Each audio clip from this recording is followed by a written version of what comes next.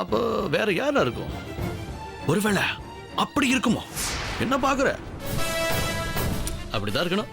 நீ ஏன் ஒரு கேடு கட்டுவ? உன்னை பார்க்க வராங்கன்னா கண்டிப்பா கேவலமானவங்களா தானே இருப்பாங்க. ஏய், யார பார்த்து என்னடா ராஸ்கல்? அடிச்சு கொன்னுடுடா. யார பார்த்து என்ன? என்ன தைரியம் வந்தா? இந்த வார்த்தை என்கிட்ட சொல்லுங்க. கொலை பண்ணாம விட மாட்டேன். விடியா? என்ன நினைச்சீங்க உங்களுக்கு? சார், கொல்லாம விட மாட்டேன் சார். எங்க கொல்லையா பார்க்கலாம். கொல்லை சார், எங்க முன்னாடியே குத்திடுவேன் கொன்றுவாங்கறியா? பிச்சிருவன் பிச்சு பாத்துக்க. என்ன பிரச்சனை உங்களுக்குள்ள? எதுக்கு அவனை போட்டு அடிச்ச? சார் சார், யாரு பார்க்க வந்தாங்கன்னு கேட்டேன் சார். அதுக்கு போய் என்ன போட்டு அடிச்சு கொல்ல வரான் சார். என்ன அதெல்லாம்? உனக்கு சொல்ல முடியலன்னா வாய முடிக்க. அதை விட்டுட்டு காட்டு நம்ம போட்டு அடிச்சிருக்க. இவனுக்கு ஏதாவது ஒண்ணு ஆச்சுன்னா நாளைக்கு மேல இடத்துக்கு யார் பதில் சொல்றது? சார், இந்த ஆள் வந்ததுல இருந்து சரியில்லை சார். நானும் பாக்குறேன், ஒரு மார்க்கமா தான் தெரிஞ்சிட்டு இருக்கா சார். ஆமாயா, அன்னைக்கு கூட சீக்கிரம் சாப்பிடுன்னு சொன்னதுக்கு ஏன் மலையா சாப்பாடு தூக்கி வீசுறான்? என்னையா என்ன பாக்குற? உன் வயசுக்கு மரியாதை கொடுத்து இவ்வளவு நாள் சும்மா விட்டாச்சு. இனிமே நம்ம ட்ரீட்மெண்ட் ஆரம்பிக்க வேண்டியதுதான். இன்னால அந்த டார்க் ரூம் கூட்டு போயா. Okay sir. ஓ வாயா, நடையா, அங்கனா பார்வை போயா.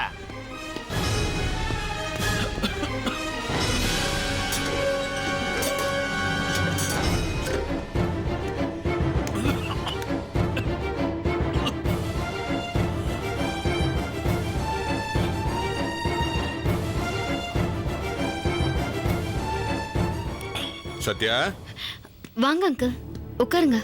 தேங்க்யூ. என்னம்மா, அப்பா போய் பார்த்துட்டு வந்துட்டீங்களா? Are you happy now? நாங்க நினைச்ச மாதிரி எதுவுமே நடக்கல அங்கிள். என்னம்மா சொல்ற?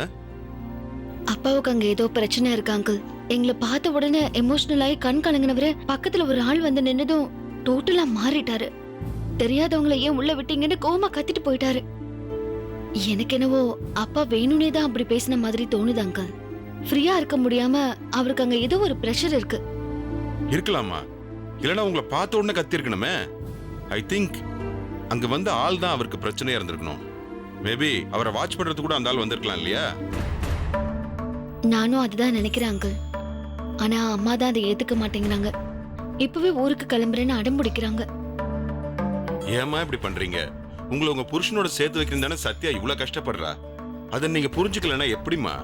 எனக்கு புரியுதுங்கய்யா, ஆனா அந்த மனுஷனுக்கு புரியலையே.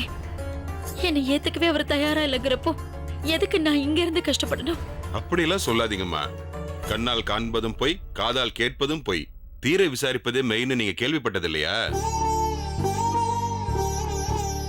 நீங்க பார்த்த கோபம், கேட்ட வார்த்தை எல்லாமே பொய்யா இருக்கலாமா?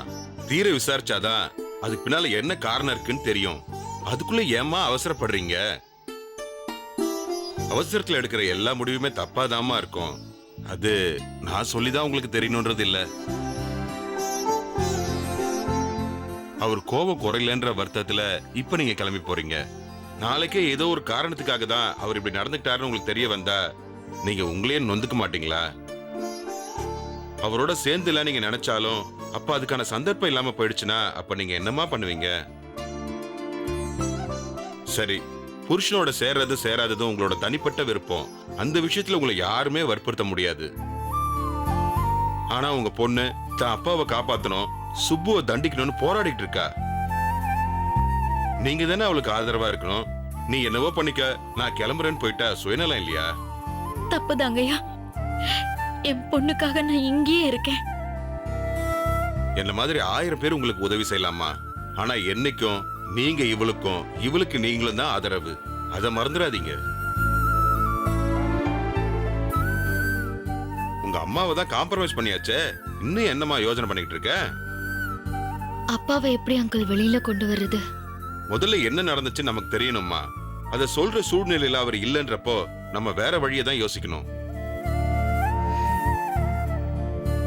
சத்யா, நீ சொல்ற மாதிரி உங்க அப்பா தப்பானவர் இல்லைன்னா கம்ப்ளைண்ட் கொடுத்த பொண்ணை பிடிச்சி விசாரிக்கலாம்.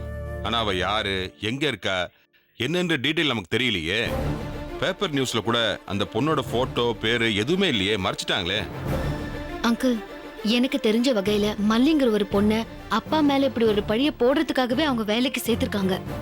அதான் உண்மை. அப்படியே இருந்தா கூட ஒரு பொண்ணு எப்படிம்மா இப்படி ஒரு காரியத்துக்கு ஒத்துக்குவா? அவ எதிர்காலத்தை பத்தி யோசிக்க மாட்டாளா? பணத்தை கொடுத்தா இந்த காலத்துல என்ன வேணா செய்யறதுக்கு ஆள் இருக்காங்கம்மா. உலகம் அவ்வளவு மோசமா மாறி போச்சுமா.